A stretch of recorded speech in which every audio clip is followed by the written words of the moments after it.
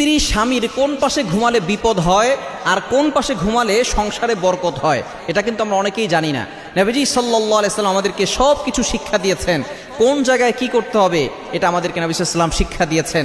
নবীজি সাল্লাল্লাহু আলাইহি সাল্লাম কিভাবে আপনি টয়লেটে ঢুকে পরিষ্কার পরিচ্ছন্নতা অর্জন করবেন সেটাও শিক্ষা দিয়েছেন, কিভাবে আবার কাবার ভিতরে ঢুকে নামাজ পড়বেন সেটাও শিক্ষা দিয়েছেন। আম্মা জান আয়েশা রাদিয়াল্লাহু তাআলা আনহা নবীজি সাল্লাল্লাহু আলাইহি সাল্লামের কোন পাশে ঘুমাতেন আমাদেরকে এই বিষয়গুলো জেনে রাখা দরকার, কেননা ঘরের ভিতরে সুখ শান্তির জন্য আমাদেরকে কিছু কাজ করতে হবে।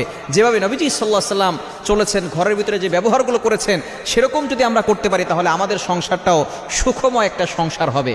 আল্লাহ পাক রব্বুল আলামিন নবী সাল্লাল্লাহু আলাইহি সাল্লামকে যা দিয়েছেন সেগুলো আমাদেরকে মানতে হবে, যা নিষেধ করেছেন সেগুলো থেকে দূরে সরে আসতে হবে। আল্লাহ তাআলা নিজে বলে দিয়েছেন 28 নম্বর পারার 5 নম্বর পৃষ্ঠার 8-9 নম্বর লাইন সূরাতুল হাসরের 7 নম্বর আয়াতে রব্বুল আলামিন বলেন, ওয়া মা আতাকুমুর রাসূলু